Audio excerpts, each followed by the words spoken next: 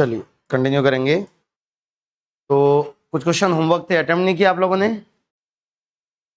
Attempt किए नहीं किए? नहीं किए? होमवर्क करने के लिए नहीं होता? हाँ, डिफिकल्ट है क्या ये प्रॉब्लम, या अभी होमवर्क करना भूल गए हैं? होमवर्क किया नहीं किए? Example 19, at 100 degrees Celsius for complete combustion of 1.12 liter of butane, the produced volume of H2O and CO2 at STP will be। तो रिएक्शन क्या इन्वॉल्व है? सिंपल कंबशन रिएक्शन है। कंबशन रिएक्शन में जो भी हमारा कंपाउंड कंबस्ट हो रहा होता है, जल रहा होता है, वो किसके साथ रिएक्ट करता है? ऑक्सीजन के साथ। तो ऑक्सीजन के साथ वो रिएक्ट करेगा, C4H10 ऑक्सीजन के साथ रिएक्ट करेगा और क्या बना रहा है? CO2 और H2O। सब कुछ गैसेस में है, ये भी गैस है, ये भी गैस है, CO2 भी गैस है और H2O भी गैस है। तो हमें दिया है कि 1.12 लीटर है इसका, ब्यूटेन का। ये C4H10 का नाम क्या है, कॉमन नेम क्या है इसका? ब्यूटेन। तो ब्यूटेन का 1.12 लीटर है एसटीपी में। तो हमसे पूछ रहा है वो कि H2O की कितनी वॉल्यूम प्रोड्यूस होगी और CO2 की कितनी वॉल्यूम प्रोड्यूस होगी। तो सबसे पहला काम क्या होगा बेटा? केमिकल रिएक्शन को बैलेंस करना। तो यहां 4 कार्बन है, यहां 4 कार्बन है, क्या करूं? 4 कार्बन को यहां कितने से मल्टीप्लाई कर दूं बेटा? भाई कितने से मल्टीप्लाई कर दूं? RHS में CO2 के पहले कितना लगा दूं? 4। अब उसके बाद किसको बैलेंस करूंगा? किसको? हाइड्रोजन को या ऑक्सीजन को? Hydrogen. Left hand side 10 hydrogen है, राइट हैंड साइड कितने से मल्टीप्लाई करूं? H2O को 5 से, 5 से मल्टीप्लाई करता हूं तो 10 बैलेंस आउट हो जाएगा। बचा कौन अब? Oxygen. Right hand side oxygen के कितने एटम्स हैं? कितने हैं, काउंट करिए कितने हैं? 8 + 5 कितने हैं? 13। लेफ्ट हैंड साइड फिलहाल कितने हैं? 2। तो कितने से मल्टीप्लाई करूं यहां पर? 13/2 से। और फिर 2 जो डिनोमिनेटर में आया है उसको गायब करूंगा। डिनोमिनेटर में जो 2 आया है उसको गायब करूंगा। कैसे? हर किसी को 2 से मल्टीप्लाई करके। तो ये 2 आ जाएगा, ये वाला 2 गायब हो जाएगा, 13 बचेगा यहां पर। यहां 4 की जगह क्या आ जाएगा? 4 की जगह 8, 2 से मल्टीप्लाई कर रहा हूं हर जगह। और यहां 5 की जगह क्या आ जाएगा? 10। तो अब ये केमिकल रिएक्शन बैलेंस हो चुकी है। तो क्या बता रही है केमिकल रिएक्शन हमको? कि ब्यूटेन के 2 मोल ऑक्सीजन के 13 मोल से रिएक्ट करके CO2 के कितने मोल्स बना रहे हैं? 8 और H2O के 10। अब हमें दिया है कि ब्यूटेन कितनी है। ऑक्सीजन तो भर के है, ऑक्सीजन की कोई कमी नहीं है। ब्यूटेन की लिमिटेड अमाउंट है। ब्यूटेन है 1.12 litre at STP।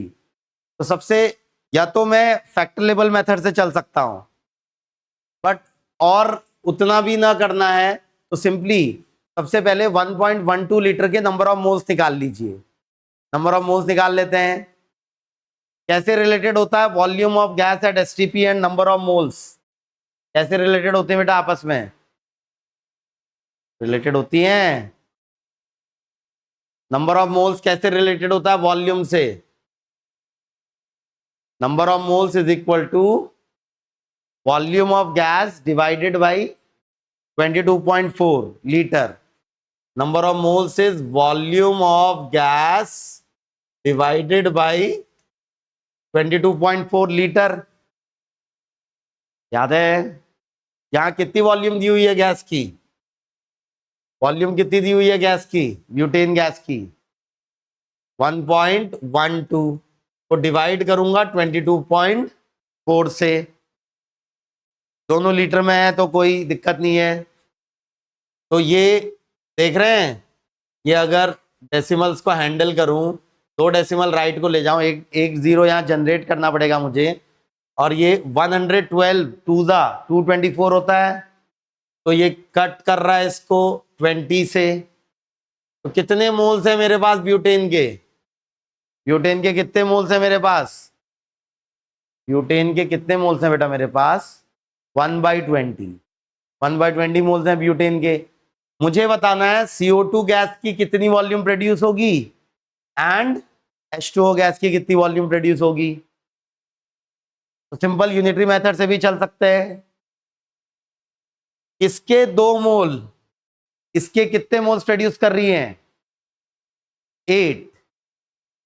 Simple unitary method से अगर चलें तो 2 moles of butane are producing 8 moles of CO2। कितने मोल्स ब्यूटेन के हैं मेरे पास, कितने मोल्स हैं ब्यूटेन के मेरे पास 1/20, 1/20 moles of butane will produce कितने मोल्स ऑफ CO2, कितने moles of CO2 8/2, 2 moles of butane are producing 8 moles of CO2. 1 mole of butane will produce 8/2 moles of CO2. So 1/20 moles of butane will produce 8/2 into 1/20 moles of CO2। ये किसकी बात हो रही है, ये CO2 के moles हैं, ये ब्यूटेन के मोल्स हैं। तो CO2 के कितने मोल्स प्रोड्यूस हुए 8/40 करें तो 1/5, 1/5 मोल्स प्रोड्यूस हुए हैं किसके CO2 के। बट मुझे मोल्स में आंसर नहीं करना है, मुझे किस में आंसर करना है वॉल्यूम, लीटर में आंसर करना है। तो अब फिर से ये वाला फॉर्मूला, नंबर ऑफ मोल्स होता है volume of gas upon 22.4 litre.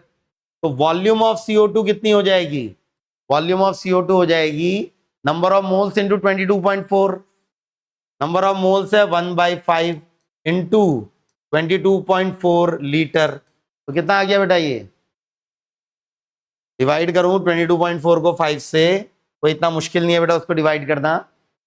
बोलिए कितना आया, कितने टाइम्स किया पहले 4 ज़ा 20, 2 4, 4 ज़ा 20, 4 0, 8 ज़ा।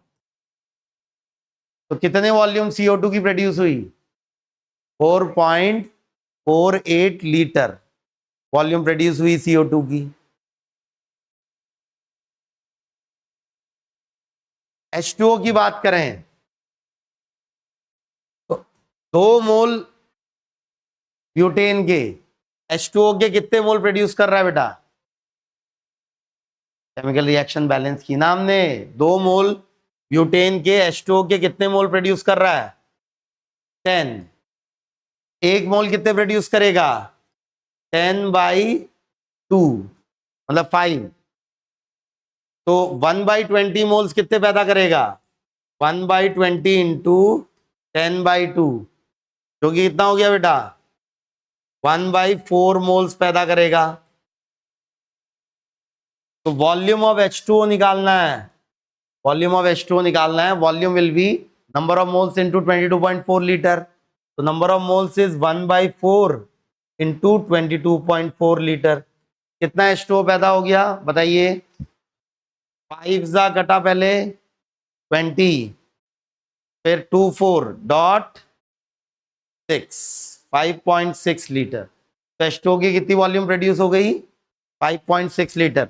बेटा आप लोग कैलकुलेशन नहीं करना चाहते क्या, अब क्या लग रहा है एग्जाम में कोई करके देगा ये कैलकुलेशन आपको, हाँ अरे सिंपल सा मल्टीप्लिकेशन डिवीजन है, अभी तो कैलकुलेशन शुरू भी नहीं हुई है अच्छे से, इससे बहुत ज्यादा डिफिकल्ट कैलकुलेशन करनी पड़ेंगी हमको फिजिकल केमिस्ट्री में। जिनमें अप्रोक्सीमेशन वगैरह भी हम सीख रहे हैं धीरे धीरे। बट ये सिंपल कैलकुलेशन क्यों नहीं कर रहे हैं आप? अब इसी सवाल को, एक तो ये हो गया यूनिटरी मेथड से, इसी सवाल को दूसरे किस तरीके से कर सकता हूं मैं? फैक्टर लेवल मेथड कराया था। तो अगर फैक्टर लेवल मेथड से करूं तो 1.12 लीटर ऑफ ब्यूटेन जो दिया है उससे शुरुआत करेंगे और उसकी तरफ बढ़ने की कोशिश करेंगे। जो पता लगाना है मुझे पता लगानी है वॉल्यूम ऑफ CO2 प्रोड्यूस। तो इसको किस फैक्टर से मल्टीप्लाई करूं?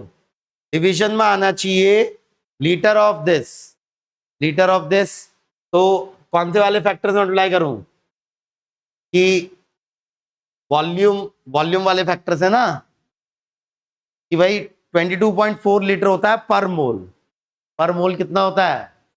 22.4 लीटर। तो 22.4 लीटर ऑफ C4H10 पर मोल ऑफ C4H10 और फिर मल्टीप्लाई करूंगा। अब C4H10 से CO2 में जाना है मुझे, तो कितने मोल्स ऑफ, यहां आना चाहिए मोल्स ऑफ C4H10 और यहां आना चाहिए मोल्स ऑफ CO2। कितने मोल्स ऑफ C4H10 कितने मोल्स ऑफ CO2 प्रोड्यूस कर रहा है? 2 moles of C4H10 is producing 8 moles of CO2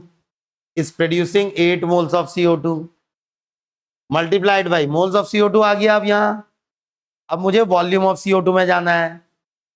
तो अब इस फैक्टर से मल्टीप्लाई करूंगा कि डिनोमिनेटर में मोल्स ऑफ CO2 आए, volume of CO2 upon moles of CO2।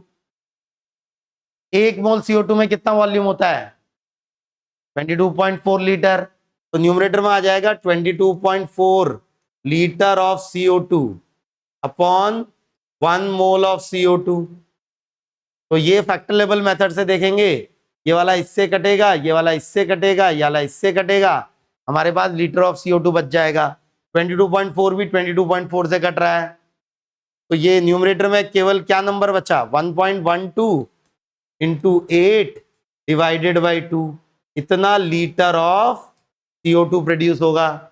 तो 1.12 इंटू 4 मल्टीप्लाई करो 4 से, 4 2 ज़ा 8, 4 1 ज़ा 4 एंड 4 1 ज़ा 4। तो कितने लीटर ऑफ CO2 प्रोड्यूस हुआ? 4.48 लीटर ऑफ CO2। तो ये दोनों तरीके आने चाहिए बेटा। एक सिंपल यूनिटरी मेथड से किन 3 फॉर्मूलों की बात कर रहे हैं हम? नंबर ऑफ मोल्स किस से रिलेटेड है? मास से रिलेटेड है, वॉल्यूम लास्ट में, पहले मास से रिलेटेड है, नंबर ऑफ पार्टिकल से रिलेटेड है एंड वॉल्यूम से रिलेटेड है। ये तीनों का रिलेशन आपस में नंबर ऑफ मोल्स से बाय हार्ट याद हो जाना चाहिए। बताइए पहला वाला नंबर ऑफ मोल्स मास से कैसे रिलेटेड है? Number of moles is mass upon molar मास। फिर नंबर ऑफ एटम्स से या नंबर ऑफ एंटिटीज से कैसे रिलेटेड है? Number of moles is, numerator में क्या आता है? Number of particles upon Avogadro number. और वॉल्यूम से कैसे रिलेटेड है? Number of moles is volume of gas upon 22.4 litre.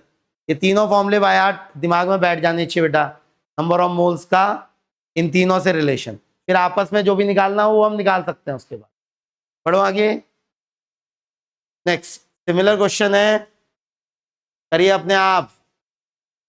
Eight 25 degree Celsius for complete combustion of 5 mole of propane.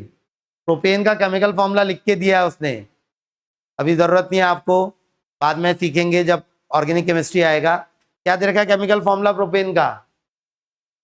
C3H8। तो C3H8 किसके साथ रिएक्ट कर रही है?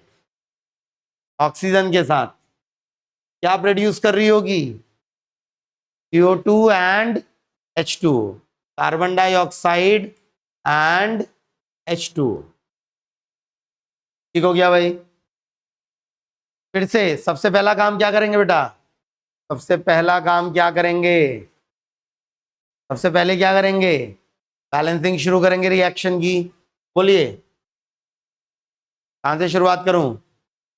कार्बन को 3, यहाँ 3 से मल्टीप्लाई करना चाहिए।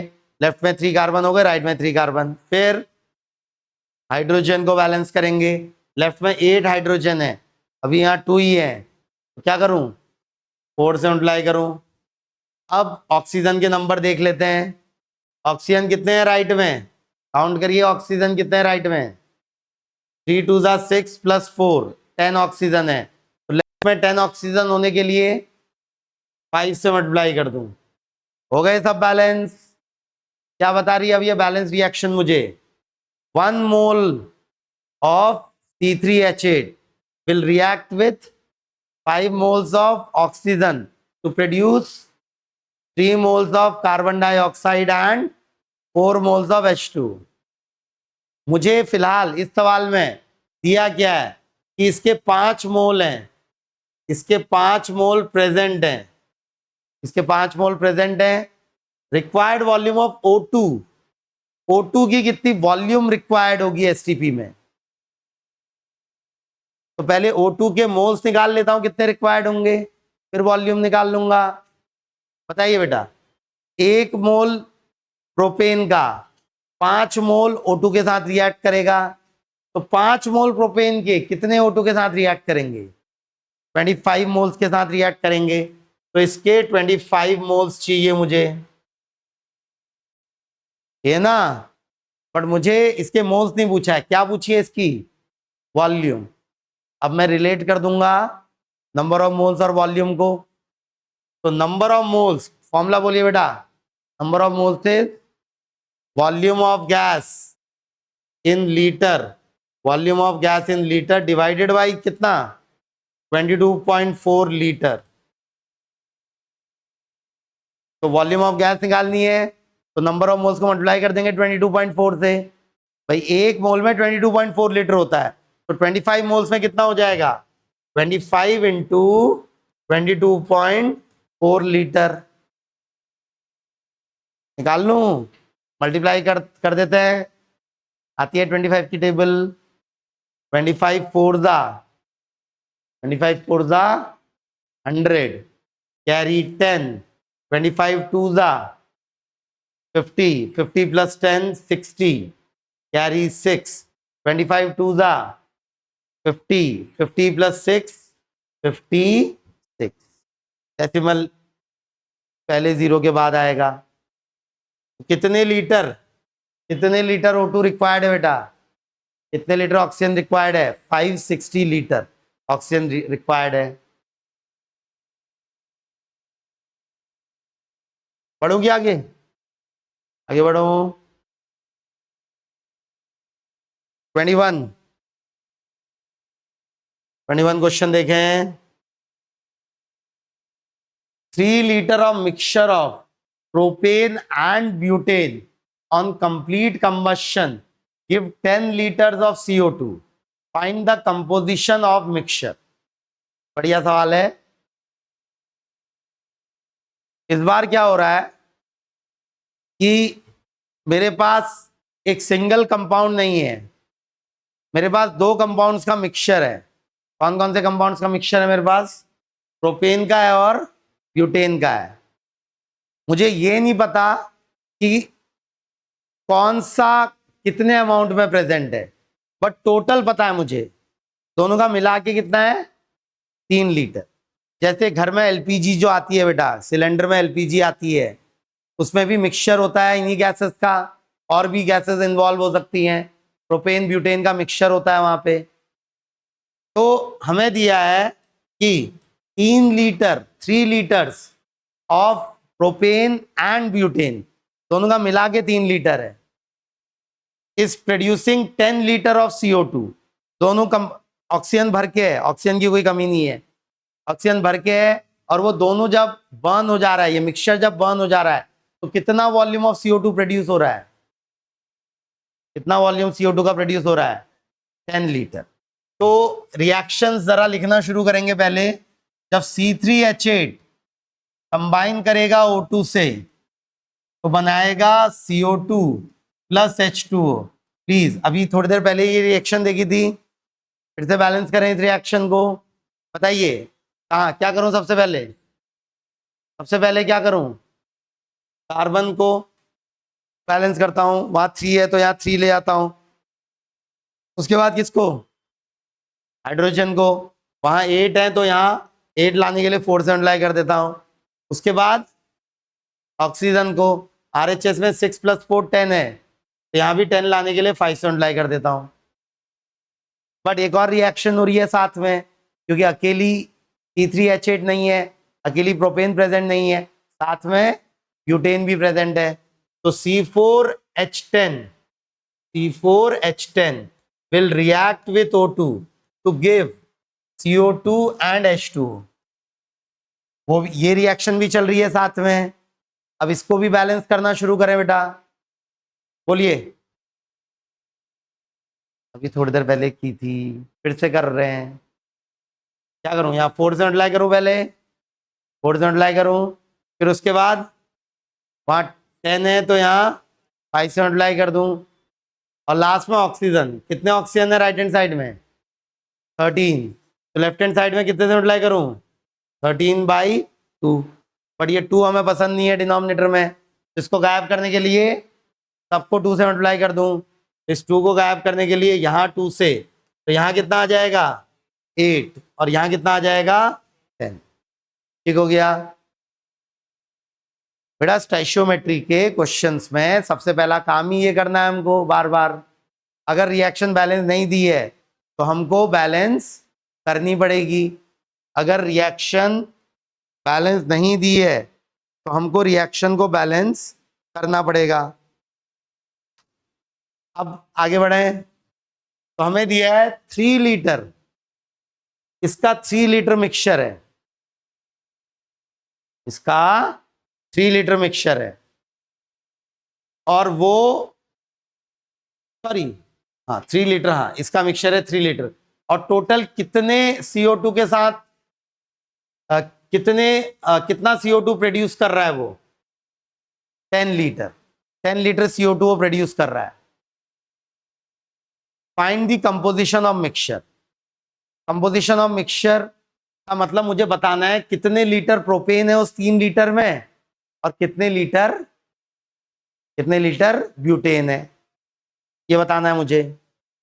अब मोल्स जिस रेशियो में रिलेट होंगे, वॉल्यूम भी तो उसी रेशियो में रिलेट होगी, क्योंकि मोल और वॉल्यूम आपस में लीनियरली रिलेटेड है।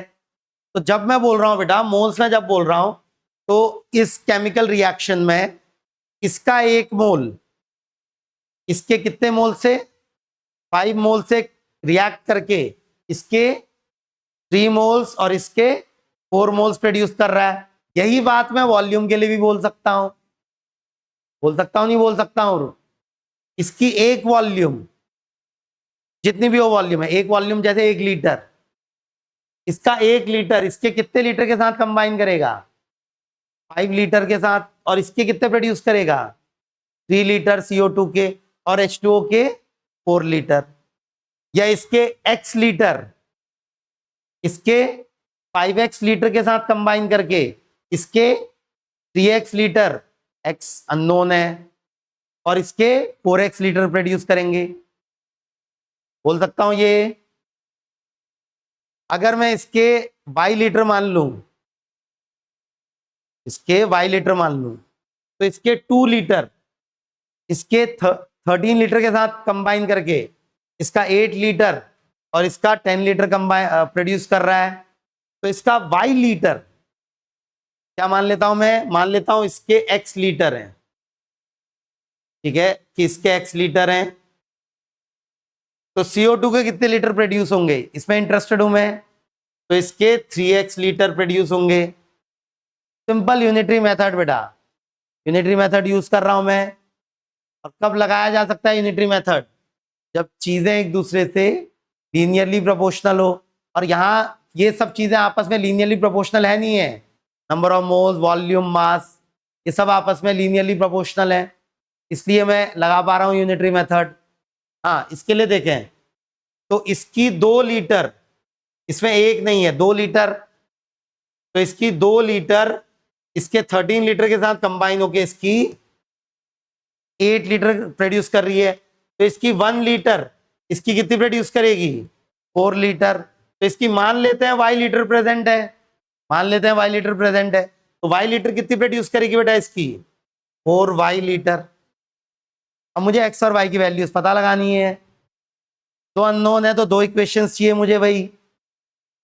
पहली इक्वेशन मुझे टोटल वॉल्यूम दे रखी है। पहली इक्वेशन क्या बन गई? x plus Y should be equal to 3। पहली इक्वेशन बन गई x plus Y should be equal to 3 litre.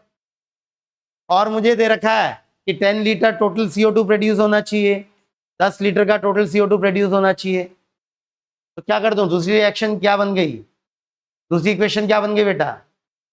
3x plus 4y should be equal to what? 10 litre. क्या आप जल्दी से x और y पता कर सकते हैं? अब सिंपल लीनियर इक्वेशन है, 2 वेरिएबल में बेटा। आती है सॉल्व कर दी? यहाँ 3 है तो इस पूरे को 3 से मल्टीप्लाई करके अगर मैं सब्ट्रैक्ट कर दूंगा तो x गायब हो जाएगा। करना आता है ना? ये करना आता है बेटा। एक वेरिएबल को गायब करते हैं, 3x से 3x कट जाएगा, 4y माइनस 3y क्या हो जाएगा? y is equal to 10 minus 9। तो y की वैल्यू कितनी आ गई बेटा? 1 लीटर। y की वैल्यू कितनी आ गई? 1 लीटर। और ये किसी भी इक्वेशन में पुट कर दूं तो x की वैल्यू पता चल जाएगी। x की वैल्यू कितनी आ गई बेटा? ये 3 माइनस 1 कितनी? 2 लीटर। देख रहे हैं क्या?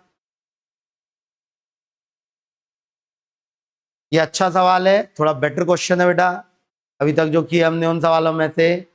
बट कंसेप्ट कोई नया यूज नहीं हो रहा है, वही कंसेप्ट है। बार बार बार बार नंबर ऑफ मोल्स किन 3 चीजों से रिलेटेड है? किन 3 चीजों से रिलेटेड है नंबर ऑफ मोल्स? मास से, नंबर ऑफ पार्टिकल से एंड वॉल्यूम से। जब जिसकी जरूरत होगी बेटा वो यूज करेंगे हम। वो सवाल पे डिपेंड करेगा ना क्या पूछ रहा है वो।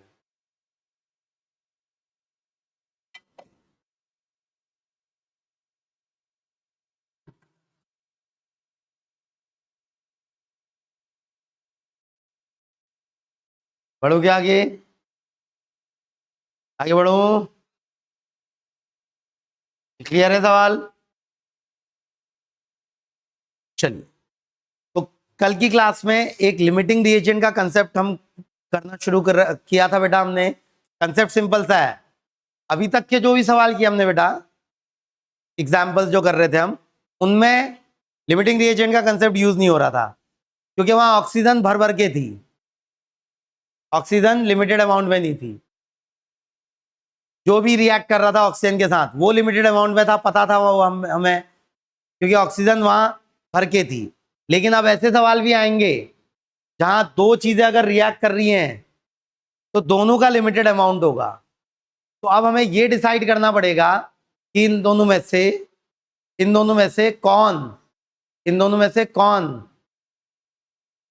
लिमिटिंग है और कौन एक्सेस है। कल हम देख रहे थे वो सैंडविच और वाला एग्जाम्पल, ब्रेड और चीज स्लाइस वाला एग्जाम्पल, याद है? ब्रेड और चीज स्लाइस वाला एग्जाम्पल देख रहे थे बेटा कल हम। तो हमारे सामने एक रिएक्शन दी है, A plus 5B give C plus 3D। जो भी कंपाउंड है A, जो भी कंपाउंड है B, फिर जो भी कंपाउंड है C, जो भी कंपाउंड है D। ये रिएक्शन हमें बता रही है कि A का 1 मोल B के 5 मोल्स के साथ रिएक्ट करके C का 1 मोल एंड D के 3 मोल्स पैदा कर रही है। ये बता रही है हमको रिएक्शन। ये बोल रहा है in this reaction which is LR का मतलब limiting reagent, given 10 moles of A। तो A के 10 मोल्स दिए हुए हैं, A के 10 मोल्स प्रेजेंट है और B के भी 10 मोल्स ही प्रेजेंट है। दोनों के 10-10 मोल प्रेजेंट है बेटा। तो हमें बताना है इनमें से कौन सा लिमिटिंग रिएजेंट है, A या B। कौन खत्म हो जाएगा? लिमिटिंग रिएजेंट खत्म हो जाएगा और एक्सेस रिएजेंट बच जाएगा। तो ध्यान से देखें, अगर सिंपल यूनिटरी मेथड, फिर से इसका 1 मोल इसके 5 मोल के साथ रिएक्ट करेगा, तो अगर इसका 10 मोल है तो इसके कितने मोल्स की जरूरत है? 50 मोल्स। बट इसके 50 मोल्स अवेलेबल नहीं है, इसके 10 ही मोल अवेलेबल है। तो लिमिटिंग रिएजेंट कौन हो गया बेटा, ए या बी? बी। उल्टा सोचें, अगर इसके 5 मोल्स इसके 1 मोल के साथ रिएक्ट कर सकते हैं, तो इसके 10 मोल्स इसके 2 मोल्स के साथ रिएक्ट कर सकते हैं, और लेकिन इसके 10 मोल अवेलेबल हैं। तो क्या ए के 10 मोल खत्म हो जाएंगे? नहीं, ए के 2 ही मोल खत्म होंगे और ए के 8 मोल्स बचेंगे। तो अगर मैं फिर से लिखूं एक बार ये रिएक्शन और दिखाऊं कि हो क्या रहा है यहाँ पे, प्लीज ध्यान से देखिए जिस तरीके से मैं कर रहा हूं। शुरुआत में इसके 10 मोल प्रेजेंट हैं, इसके भी 10 मोल प्रेजेंट हैं, इसके 0 और इसके 0। शुरुआत में जब रिएक्शन स्टार्ट हो रही है ना, ए और बी दोनों के 10-10 मोल प्रेजेंट हैं। अब हमें दिमाग लगा के डिसाइड करना होगा बेटा कि कौन खत्म हो रहा है और कौन बच रहा है। तो एक के लिए 5 की जरूरत है, तो 10 के लिए 50 की जरूरत है, लेकिन 50 है नहीं, तो मतलब ये खत्म हो जाएगा, इसका मतलब ये खत्म हो जाएगा। तो B इज लिमिटिंग रिएजेंट। हमने तो सवाल में केवल लिमिटिंग रिएजेंट पूछा है, बट हम सब कुछ निकालेंगे, ठीक है। तो B खत्म हो गया पूरा, B 10 के 10 मोल खत्म हो गए। तो इसके कितने मोल्स खत्म होंगे भाई? इसके 5 के लिए 1 चाहिए, तो 10 के लिए 2 चाहिए, तो ये हो जाएगा 10-2। इतना बचेगा ना, मतलब इसके 2 मोल खत्म होंगे ए के, मतलब कितने बच जाएंगे? इसके 8 मोल्स बच जाएंगे ए के। इसके कितने प्रोड्यूस होंगे बताइए? तो इसका एक प्रोड्यूस कर रहा है, तो इसके कितने खत्म हो रहे हैं? 2 खत्म हो रहे हैं, तो इसके कितने प्रोड्यूस हो जाएंगे बेटा? 2 मोल्स। और इसका इसके 3 प्रोड्यूस कर रहा है, तो इसके कितने खत्म हो जाएंगे? 2 मोल खत्म हो रहे हैं एक के, तो इसके कितने प्रोड्यूस होंगे बेटा? 6 मोल्स। पूछा नहीं है, बट हमें निकालना आना चाहिए। हमें तो फिलहाल केवल लिमिटिंग रिएजेंट पूछा था। कौन सा कंपाउंड है limiting reaction, limiting reagent? B. B is limiting reagent, A is excess reagent. Limiting reagent वो है जो पूरा खत्म हो जाएगा। पढ़ो आगे। हाँ, सिंपल यूनिटरी मेथड बेटा। ए का 1 मोल बी के कितने मोल प्रोड्यूस कर रहा है? 3। ए के कितने मोल खत्म हो रहे हैं? 2। तो ए के 2 मोल कितने प्रोड्यूस करेंगे डी के? सिंपल यूनिटरी मेथड बेटा, वही है यूनिटरी मेथड। लगता आसान है, लेकिन सही से अप्लाई करते रहना सीखना है बेटा हमको। पढ़ो आगे। अगला क्वेश्चन है H2 plus half O2, H2 gas plus half O2 gas will give H2O gas. ठीक हो गया? रिएक्शन बैलेंस्ड है? फिलहाल रिएक्शन बैलेंस है नहीं बैलेंस है? बैलेंस है ना। लेफ्ट हैंड साइड में 2 हाइड्रोजन, राइट हैंड साइड में 2 हाइड्रोजन। लेफ्ट हैंड साइड में 1 oxygen, half into 2 1। Right hand side में भी 1 ऑक्सीजन। बोल रहा है in the above reaction what is the volume of water vapour at STP given that 4 gram of hydrogen and 32 gram of oxygen are reacting. दोनों का amount given है। तो सबसे पहले हम ग्राम में कैलकुलेशन नहीं करेंगे, हमें मोल्स में कैलकुलेशन करनी पड़ेगी बेटा, मोल्स में कन्वर्ट करना पड़ेगा। तो जल्दी से बताइए 4 gram of hydrogen, 4 gram of hydrogen में कितने मोल्स हैं हाइड्रोजन के? बोलिए। Number of moles can be written equal to, अरे फॉर्मूला बोलिए जल्दी। अरे पार्टिकल में क्यों जाएंगे हम, मोल्स में जाएंगे, मास के साथ। मास गिवन है, number of moles is mass upon molar mass, mass upon molar mass. Please mass बोलिए बेटा, कितना गिवन है? 4। 4 ग्राम। मोलर मास कितना होता है? H2 का मोलर मास बोलिए 2 ग्राम। तो कितने मोल्स प्रेजेंट है बेटा H2 के? हाइड्रोजन गैस के कितने मोल्स प्रेजेंट हैं? 2 मोल्स प्रेजेंट हैं। हाइड्रोजन गैस के 2 मोल्स प्रेजेंट हैं। क्योंकि जो भी हम केमिकल रिएक्शन लिख रहे हैं ना बेटा, वो मासेस में नहीं लिख रहे हैं ना, मोल्स में हमें कैलकुलेशंस करनी है। इसका 1 मोल इसके आधे मोल के साथ रिएक्ट करके इसका 1 मोल प्रोड्यूस करेगा। तो इसलिए मास गिवन होगा, लेकिन हम उसको किस में कन्वर्ट करेंगे? मोल्स में। अगला है 32 ग्राम ऑफ ऑक्सीजन गिवन है बेटा। बताइए 32 ग्राम ऑक्सीजन में कितने मोल्स प्रेजेंट हो जाएंगे ऑक्सीजन के? फिर से number of moles is, formula बोलिए, मास अपॉन मोलर मास। मास की जगह 32 ग्राम अपॉन मोलर मास कितना है?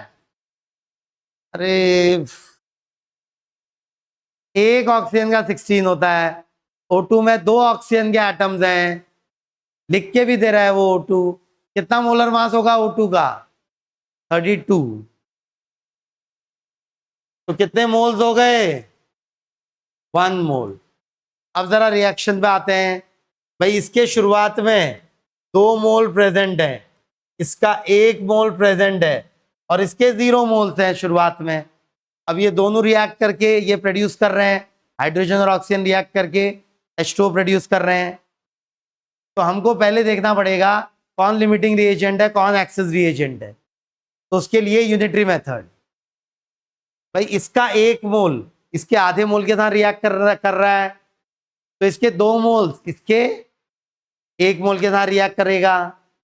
मजे की बात क्या है, फिलहाल जो डेटा दिया है इसमें कोई एक्सेस नहीं है, कोई लिमिटिंग नहीं है। एक्चुअली दोनों के दोनों कंप्लीटली एक दूसरे को खत्म कर दे रहे हैं। ऐसा भी हो सकता है ना कभी, एग्जैक्ट दोनों के मोल्स इतने हो कि ये पूरा इसको खत्म कर दे, ये पूरा इसको खत्म कर दे।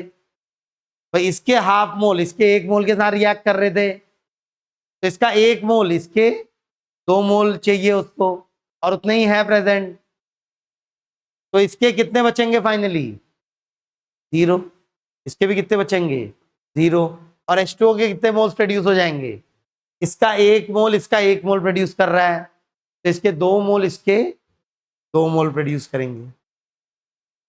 क्या ये बात समझे? इस वाले सवाल में कौन था लिमिटिंग रिएजेंट? कोई भी नहीं। दोनों में से कोई भी लिमिटेड नहीं था, कोई भी एक्सेस नहीं था। दोनों के अमाउंट, दोनों के मोल्स परफेक्टली अवेलेबल थे कि दोनों खत्म कर दें एक दूसरे को। बट क्या हमेशा ऐसा होगा? हमेशा ऐसा नहीं होगा। कुछ अलग दे देता हो, 32 की जगह 64 ग्राम दे देता, तब इसके मोल्स हो जाते 2, तो तब भी क्या पूरा खत्म हो पाता? नहीं। तब तब लिमिटिंग रिएजेंट होता कोई, और कोई एक्सेस रिएजेंट होता। बट फिलहाल इसमें there is no limiting reagent, no excess reagent, there is no LR and no ER, no limiting reagent, no excess reagent. बढ़ो आगे। नेक्स्ट, एट NTP, बेटा वो NTP बोले STP बोले, हमें मोलर वॉल्यूम क्या लेनी है? 22.4। ठीक है, वैसे मैंने अंतर बताया है दोनों में, होती नहीं है 22.4 एग्जैक्टली, अलग अलग होती है ना। एट NTP ना कंटेनर 10 मिलीलीटर, क्या क्या क्या लिखा है ये? Millilitre N2 and 100 ml N2 and 100 ml H2 are mixed together. They found out produced volume is then find out produced volume of NH3. Please reaction बोलना शुरू करेंगे, पहले बोलना शुरू करिए रिएक्शन क्या हो रही है। रिएक्शन यहां पर N2 plus H2 is giving what बेटा? NH3। नाइट्रोजन और हाइड्रोजन कंबाइन होके क्या प्रोड्यूस कर रहे हैं? नाम क्या होता है NH3 का? कॉमन नेम क्या है NH3 का? Ammonia. Nitrogen and hydrogen react करके एमोनिया बना रहे हैं। क्या ये रिएक्शन फिलहाल बैलेंस्ड है? नहीं। बैलेंस करना शुरू करूं, पहले किसको बैलेंस करूं? नाइट्रोजन, नाइट्रोजन को, हाइड्रोजन ऑक्सीजन को लास्ट में बैलेंस करते हैं। ऑक्सीजन तो है नहीं खैर यहाँ। बोलिए क्या करूं बेटा? पहले क्या करूं? सबसे पहले 2 से मल्टीप्लाई करूं किसको? अमोनिया को, NH3 को 2 से मल्टीप्लाई करूं, नाइट्रोजन बैलेंस हो गई। अब हाइड्रोजन को देखें, राइट हैंड साइड कितने हाइड्रोजन के एटम है? 6, तो लेफ्ट हैंड साइड भी 6 करने पड़ेंगे। तो कितने से मल्टीप्लाई कर दूं लेफ्ट हैंड साइड? 3 से। हो गई बैलेंस्ड। क्या बता रही है रिएक्शन मुझे बेटा? कि 1 mole of nitrogen will react with 3 moles of hydrogen to produce 2 moles of NH3। But यही बात मैं वॉल्यूम के लिए भी बोल सकता हूं। बोल सकता हूं नहीं बोल सकता हूं? क्योंकि लीनियरली रिलेटेड है number of moles and volume. कि 1 volume of nitrogen will react with 3 volumes of hydrogen to produce 2 volumes of NH3। या 1 litre of nitrogen will combine with 3 liter of hydrogen to produce 2 liter of NH3. या x liter of nitrogen will combine with 3x liter of hydrogen to produce 2x liter of ammonia. दिया क्या हमको? हमको दिया 100 ml 100 ml। तो क्या इनको जबरदस्ती नंबर ऑफ मोल्स में कन्वर्ट करूं? कोई जरूरी नहीं है।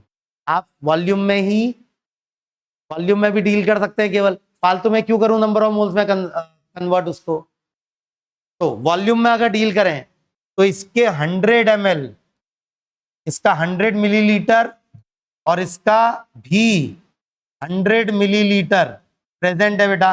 दोनों का 100 मिलीलीटर प्रेजेंट है। क्या इस बार दोनों खत्म हो जाएंगे? क्या इस बार दोनों खत्म होंगे पिछले सवाल की तरह?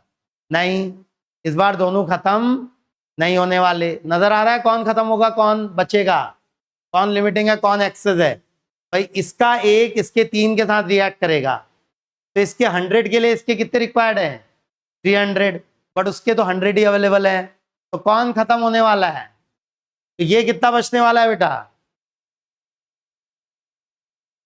ठीक है, ये 0 होने वाला है। This will be limiting reagent. एक बार आपको लिमिटिंग रिएजेंट पता चला ना बेटा, तो फिर उसी के टर्म्स में बात करिए। दूसरा वाला तो सारा खत्म होने नहीं वाला। हमें पूछा है then find the produce volume of NH3। तो अब नाइट्रोजन के टर्म में नहीं, केवल हाइड्रोजन के टर्म में बात करता हूं, क्योंकि हाइड्रोजन कंप्लीटली पूरा खत्म होने वाली है बेटा। तो मुझे NH3 कितनी प्रोड्यूस होगी बतानी है। भाई इसका 3 इसके 2 प्रोड्यूस कर रहा था, तो इसका 100 इसके कितने प्रोड्यूस करेगा? Simple unitary method. का 3 इसके 2 प्रोड्यूस कर रहा था, 3 मोल्स 2 मोल्स प्रोड्यूस कर रहे थे, 3 वॉल्यूम 2 वॉल्यूम प्रोड्यूस कर रही थी, या 3 ml 2 ml प्रोड्यूस कर रही थी। तो इसकी 100 ml इसकी कितनी प्रोड्यूस करेगी बेटा? 2/3 इंटू 100। क्या लगा रहा हूं, समझ रहे हैं? Simple unitary method. तो इसके प्रोड्यूस हो जाएंगे, पहले 0 था, ये शुरुआत में ये 100 था, ये 100 था और ये 0 था। अब मुझे पता चल गया ये 0 हो गया है, तो इसके कितने प्रोड्यूस हो जाएंगे? इसके हो जाएंगे 2/3 इंटू 100 ml बेटा। तो 200/3 कितना होता है? 200/3 डेसिमल में बोलिए। 200/3 66.66666। उसको मैं 66.67 लिख सकता हूँ, 66.67 मिलीलीटर। क्लियर है?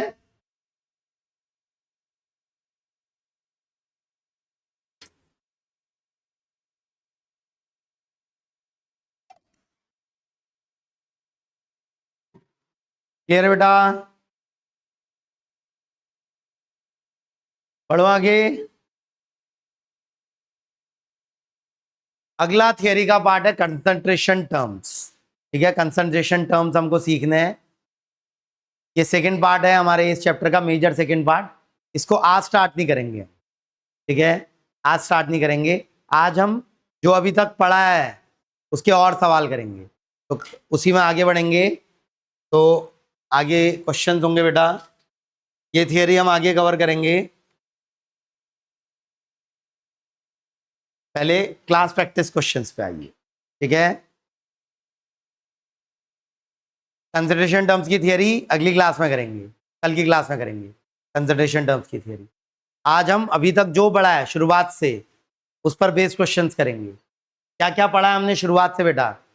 शुरुआत की थी इस चैप्टर की हमने एलिमेंट्स, कंपाउंड, मिक्सचर से, टाइप्स ऑफ मिक्सचर से, याद है? एलिमेंट क्या होते हैं, कंपाउंड क्या होते हैं और मिक्सचर क्या होते हैं, यहां से शुरुआत की थी, याद है? फिर उसके बाद हमने लॉज ऑफ केमिकल कॉम्बिनेशंस पढ़े थे, अलग अलग लॉ ऑफ केमिकल कॉम्बिनेशंस।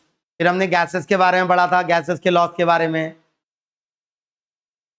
ठीक है।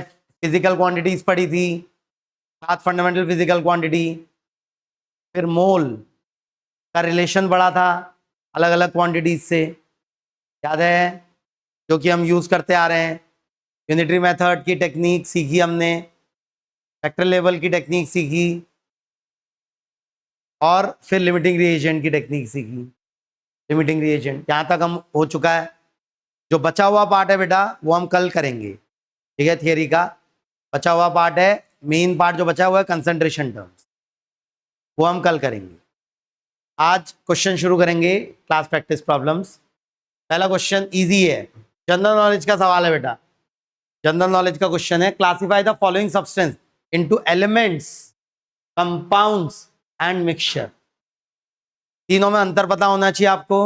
एलिमेंट्स में सारे एटम एक ही टाइप के होते हैं कि भाई ऑक्सीजन है तो ऑक्सीजन ही ऑक्सीजन हर जगह है, ऑक्सीजन का एटम ही हर जगह है और कोई एटम नहीं है। वहीं कंपाउंड में एक से ज्यादा एटम प्रेजेंट होते हैं, मॉलिक्यूल, उसके मॉलिक्यूल में, तब हम कंपाउंड बोलते हैं उसको। वहीं मिक्सचर में एक से ज्यादा कंपाउंड प्रेजेंट होते हैं, एक से ज्यादा कंपाउंड प्रेजेंट होते हैं मिक्सचर में। बताना शुरू करिए बेटा। एयर क्या है? एयर क्या है? एक एलिमेंट है, कंपाउंड है या मिक्सचर है? आसपास जो हमारे हवा है वो क्या है बेटा? एक मिक्सचर है ना। उसमें ऑक्सीजन गैस भी प्रेजेंट होती है, O2 N2 भी प्रेजेंट होती है, CO2 H2S NO2, बहुत सारी गैस प्रेजेंट होती हैं। तो इट इज अ मिक्सचर। दूसरा बेटा बताएंगे डायमंड। डायमंड सुना आपने? डायमंड क्या है? बेटा केमिकल मत बोलिए, ये सभी केमिकल हैं, एलिमेंट, कंपाउंड, मिक्सचर सभी केमिकल्स हैं। उनमें से हम जज कर रहे हैं ना एलिमेंट का, एलिमेंट है, कंपाउंड है या मिक्सचर है। केमिकल तो सभी केमिकल हैं। कंपाउंड है डायमंड? पता नहीं डायमंड के बारे में आपको? Diamond is pure carbon. Diamond में केवल और केवल कार्बन के एटम्स ही प्रेजेंट होते हैं। नहीं बताइए आपको? इतना तो जनरल नॉलेज होगी बेटा 8 9 10 में। तो diamond is a element. Element है, होता है diamond. It only contains carbon atoms. केवल कार्बन एटम्स प्रेजेंट होते हैं बेटा डायमंड में। हाँ, एलपीजी, घरों में जो सिलेंडर में एलपीजी आती है, इट इज मिक्सचर। उसमें एक सिंगल कंपाउंड नहीं होता है, मिथेन, इथेन, प्रोपेन, ब्यूटेन, ये सब प्रेजेंट होते हैं। तो ये एक मिक्सचर होता है। मेजरली उसमें प्रोपेन एंड ब्यूटेन प्रेजेंट होती है, और भी होते हैं but majorly propane and butane. Dry ice सुना है? ड्राई आइस कभी आपने? ड्राई आइस सुना है इससे पहले? ड्राई आइस 8 9 10 में होगा बेटा कहीं ना कहीं। ड्राई आइस किसे बोलते हैं? ड्राई आइस, हाँ क्या? केवल कार्बन होता है ड्राई आइस में? ड्राई आइस, बाप रे, स्कूलों में पढ़ाना बंद कर दिया क्या, या आप लोगों ने पढ़ना बंद कर दिया है? हाँ, ड्राई आइस, अरे तो जनरल नॉलेज की बात है। 7 8 साल के बच्चे को पता होता है ड्राई आइस क्या होती है। क्या होती है ड्राई आइस? फंक्शंस में यूज होती है धुआं बनाने के लिए, ड्राई आइस। देखा है फंक्शन में वो धुआं, आग लगाते हैं क्या वो धुएं के लिए? हाँ, एक डब्बा होता है, डब्बे को खोल देते हैं, उसमें धुआं निकलता रहता है। क्या होता है उस डब्बे के अंदर? तो ड्राई आइस होती क्या है? मॉलिक्यूलर फॉर्म में प्योर कार्बन नहीं। ड्राई आइस क्या होती है? कौन सा कंपाउंड? नहीं बताइए आपको।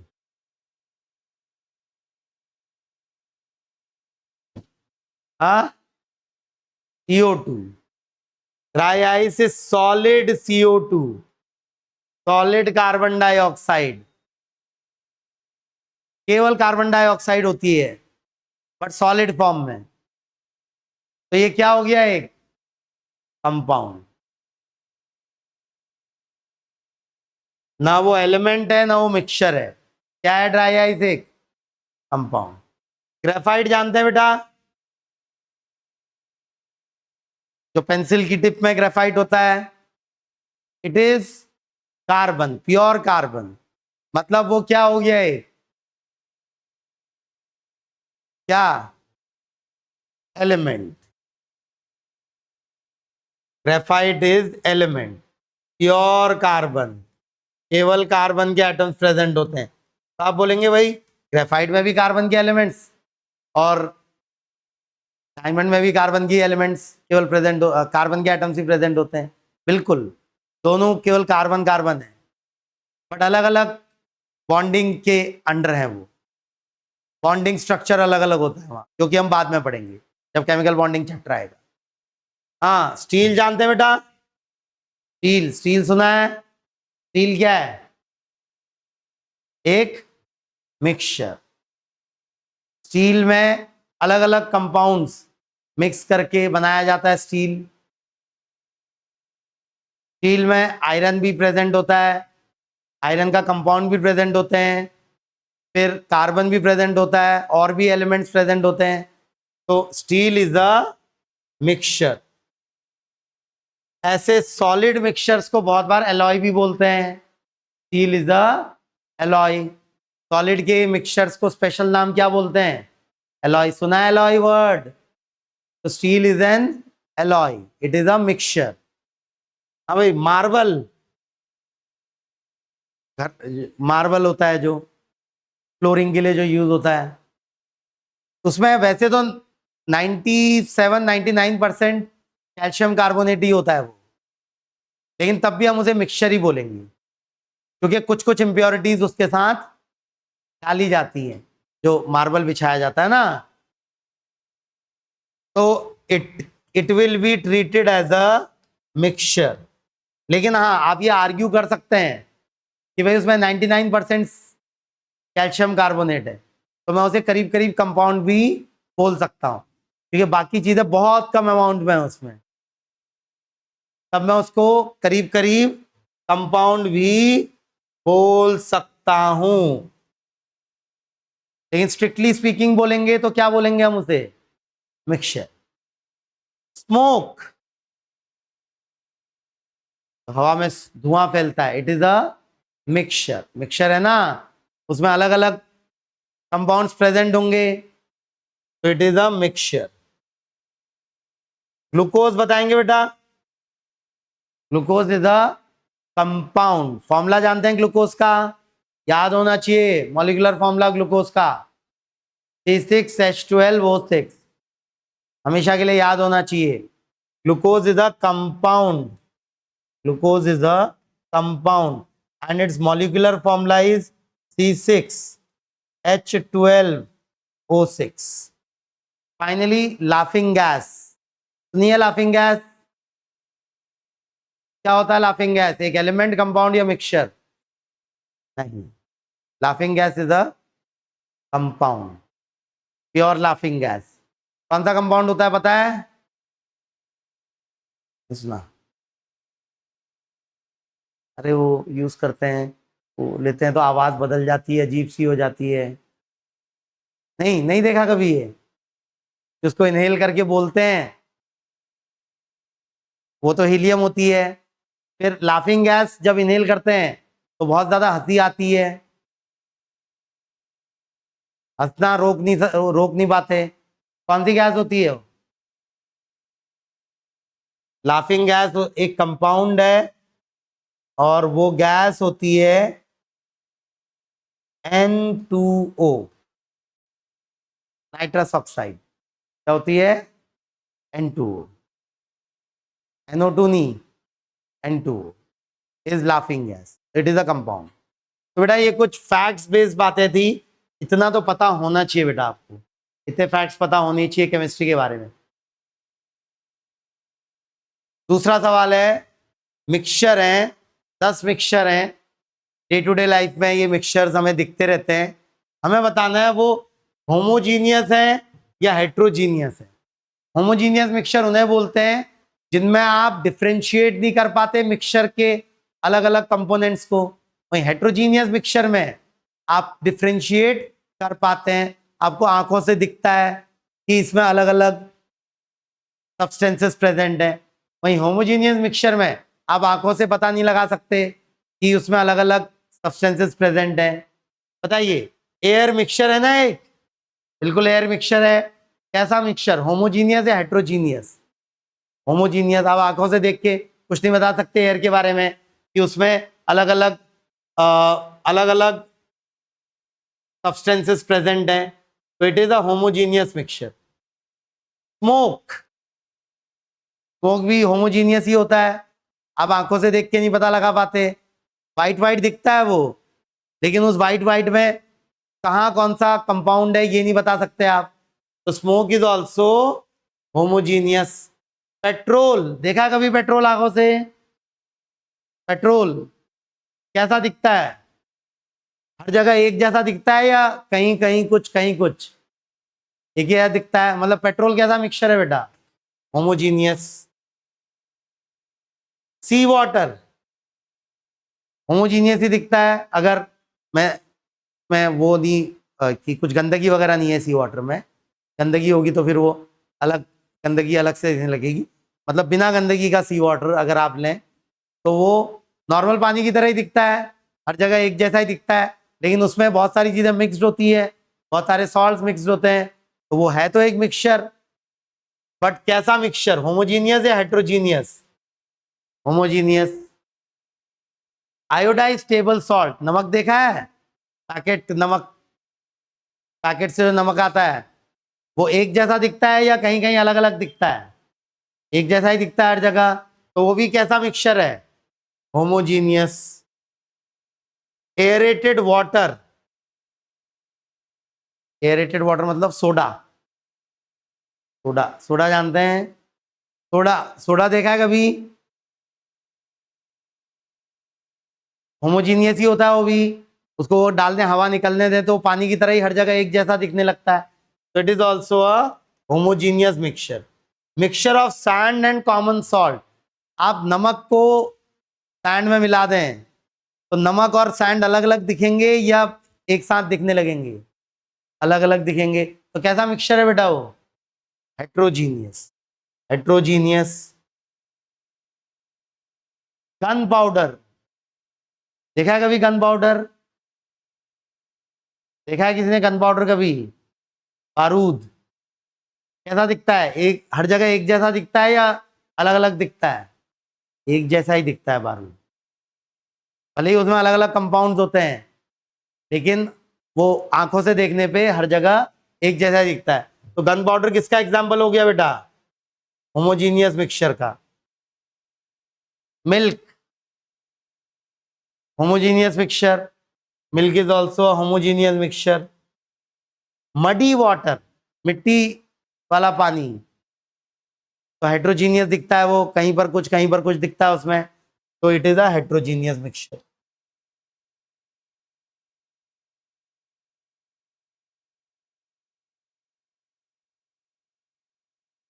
पढ़ो आगे। थ्योरेटिकल क्वेश्चन चल रहे हैं बेटा, अभी न्यूमेरिकल पे हम एंटर करेंगे, बट पहले थ्योरेटिकल क्वेश्चन। आसान सवाल है, बताइए। एग्जाम्पल 3, पेन भी उठाने की जरूरत नहीं है। Why law of conservation of mass should be better called as law of conservation of mass and energy. नहीं, एक्चुअली क्या होता है, जब शुरुआत में पता चला था लॉ ऑफ कंजर्वेशन ऑफ मास अलग था, law of conservation of energy अलग थी शुरुआत में जब चीजें हम स्टडी कर रहे थे, लेकिन बाद में पता चला कि energy and mass are interrelated. Mass में एनर्जी होती है और एनर्जी में भी मास होती है, मतलब हम मास से एनर्जी क्रिएट कर सकते हैं। तो एक फेमस इक्वेशन है, एक फेमस नहीं बल्कि most famous equation in science, जिनको उस इक्वेशन, जिसको साइंस नहीं भी आती है उसने भी वो इक्वेशन सुनी होती है। कौन सी इक्वेशन की बात कर रहा हूं मैं, सुनी है नहीं सुनी आप लोगों ने? E is equal to MC square. किसने दी थी इक्वेशन? किसने दी थी? आइंस्टाइन ने।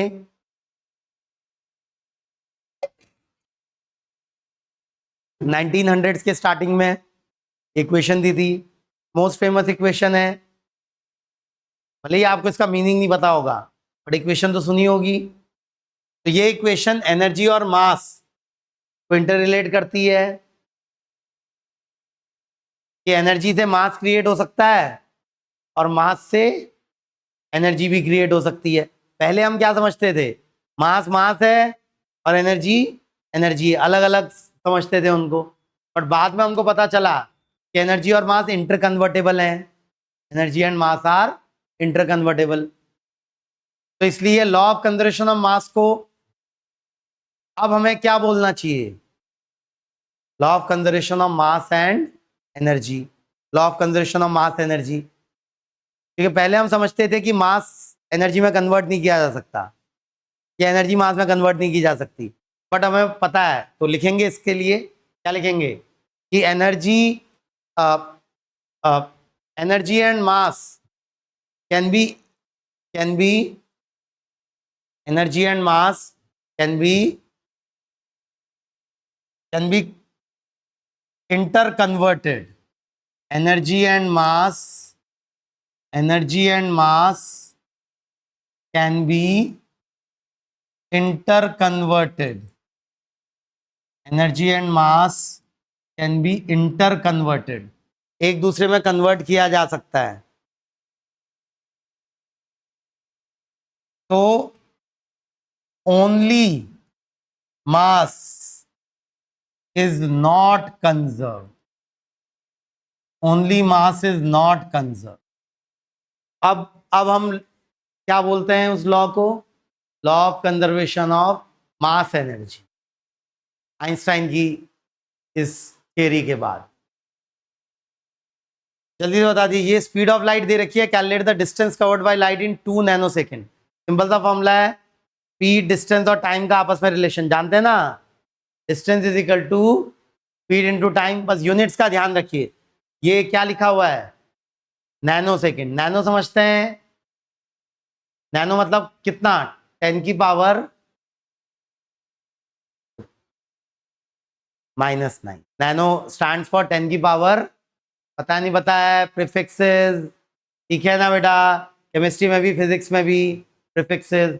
नैनो जो प्रीफिक्स होता है, सेकंड से पहले नैनो लगाया तो मतलब कितनी पावर बेटा, 10 की पावर -9। तो बस उसी के लिए सवाल है कि प्रीफिक्स आपको आना चाहिए। तो distance is equal to speed into time. Speed है 3 × 10 की पावर 8 मीटर पर सेकेंड, टाइम से मल्टीप्लाई करूं तो क्या केवल 2 लिख दूं, यहाँ पे 2 नहीं लिखूंगा ना, 2 × 10 की पावर -9 सेकेंड्स लिखूंगा। नैनो को हटाऊंगा, नैनो की जगह पावर लिखूंगा, सेकेंड से सेकेंड कटेगा, तब आंसर आ जाएगा 3 × 2 = 6 × 10 की पावर्स। कितनी बचेगी 10 की पावर, 10 की पावर 8 है, 10 की पावर -9 है, कितनी बचेगी -1।